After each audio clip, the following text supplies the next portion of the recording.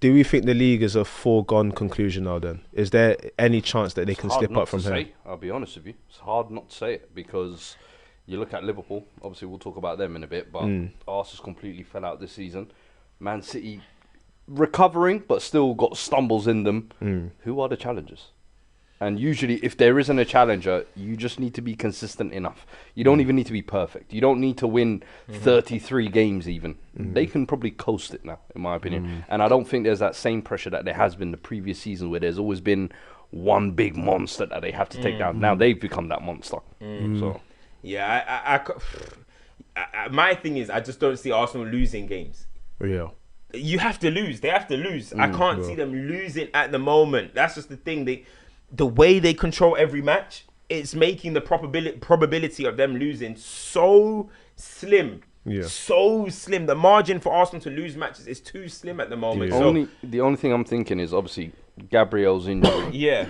If there are maybe a few injuries like that, how much would it derail them? But I do think depth as well at the same time, in terms of their squad depth, this is probably the most prepared they've been for that type of situation. Exactly what they prepared for, bro. Hincapi come in. We don't even need to talk about him because he didn't really He get didn't much. do anything. But he comes in easy. Mosquera, Saliba's out. Mosquera comes in. If Calafiori's out, Miles comes in. If Timber's out, Ben White's in. These are all. They can all start for most teams in the league, and then they're just sitting on the bench. So defensively, I think they're always going to be fine. The injury that you might worry about, maybe a Declan Rice or something, but we'll see. You don't want that to happen, but the way I look at the team, I'm just thinking, who's going to be beating them? I mean, who's going to be beating them? You guys had to score from the halfway line. From the parking lot. Okay, great goal by That was a Erling hockey Haaland when he conceded. Szoboszlai had to score an absolute kick. screamer of a free It's kick. only Sunderland that actually even managed to... Sunderland, yeah, they did their worst. They found a way. But when I look at the way they're even conceding goals, they're like very low probable goals. So I'm like... It's hard to see, and you look at City again, dropping point. The thing about Man City is, I said if they win against Liverpool and Newcastle, all right, they're back. But they didn't win this game against Newcastle, and you can still see that there's still cracks in their team. Again, another game where Haaland doesn't score.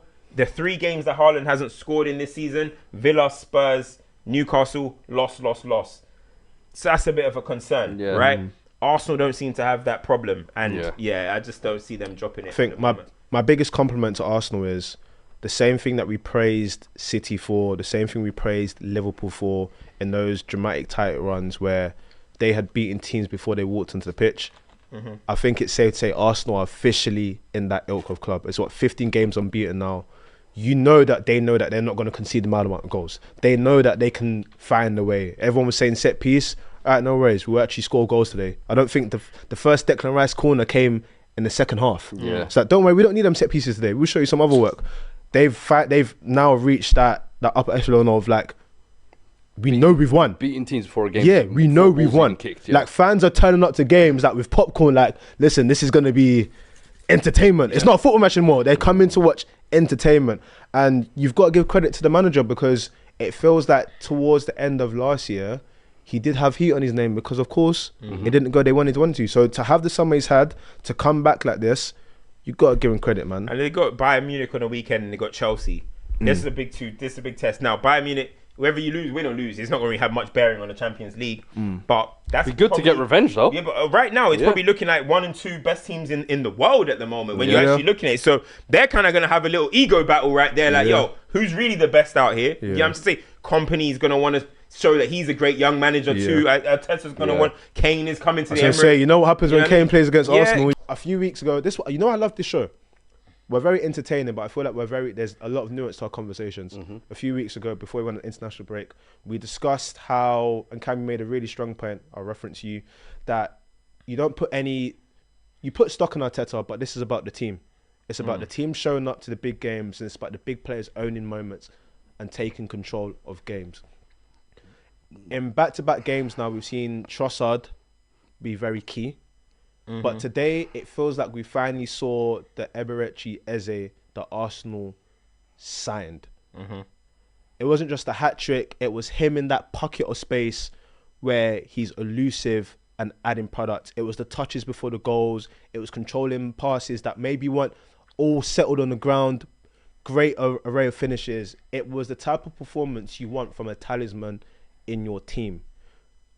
and it's come at a good time for them as well. 6 points ahead now, and it just feels like that team can build on for it. But I want to speak on his performance. Of course, it was a hat-trick, but when you see a moment like that from your perspective, how does that make you feel? Because, I mean, a hat-trick in a derby is one thing, but to score a hat-trick in the North London derby against a team you're supposed to join with those kind of finishes as well is that's some real work.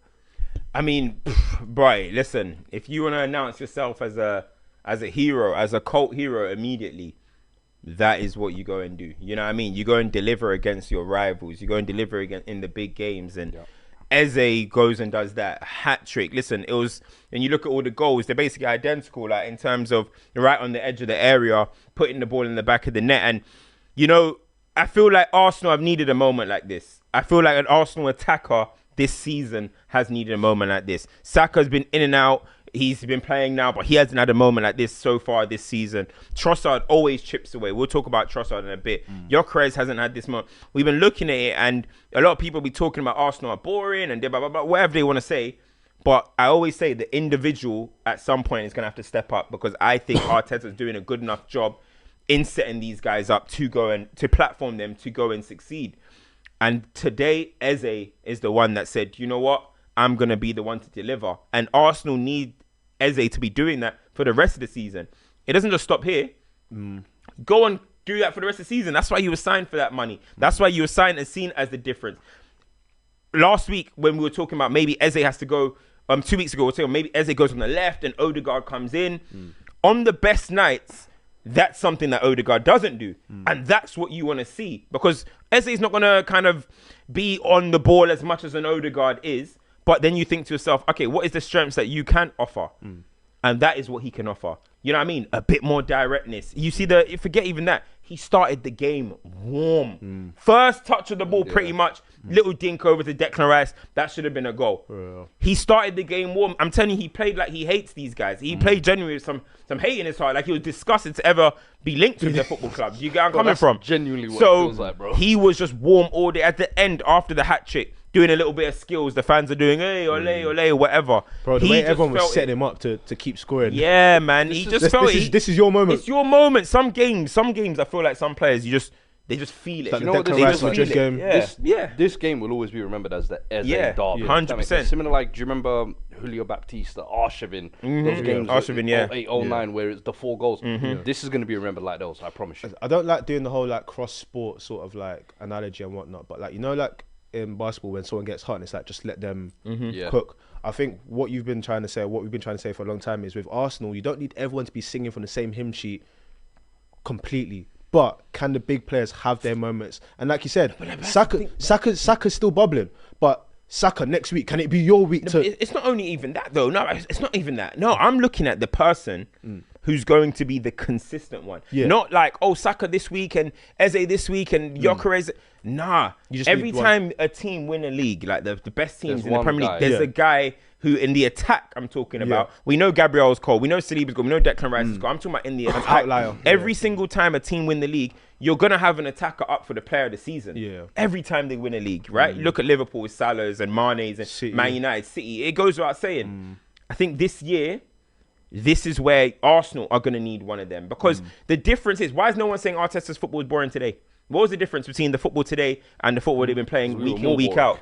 The difference is a guy decided, I'm gonna bury the opposition. That's really what it is. Arsenal dominate as they always do. First phase, second phase, third phase. Pin their teams back consistently. Have 70% possession for majority of the game.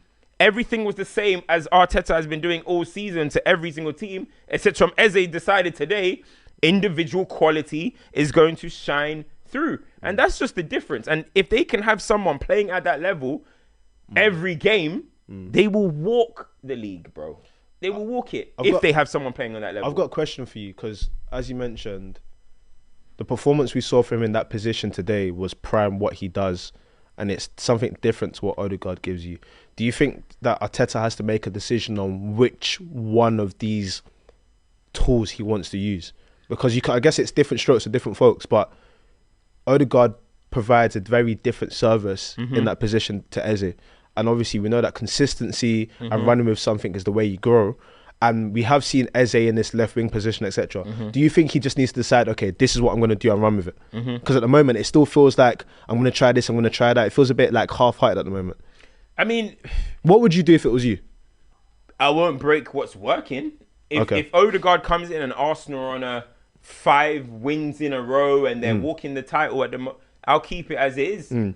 However, because do you know why? On the other side, Trossard, as always, is chipping in. The thing about Trossard is that he's so movable because off the bench, he'll score. In the 9, he'll score. Off the left, he'll score started. It doesn't matter. So that's why he feels like an easy piece to kind of just be like, Eze, go on the left. Odegaard, come back in the team. But it really depends. That's why the squad is so deep. Today, Martinelli was on the bench. Miles Skelly was on the bench. Waneri was on the bench. Noni was on the bench. The squad is building. You know what I mean? The players are coming back. All of a sudden, soon, Gyökeres will be back. Yo, somebody ain't making matchday squad.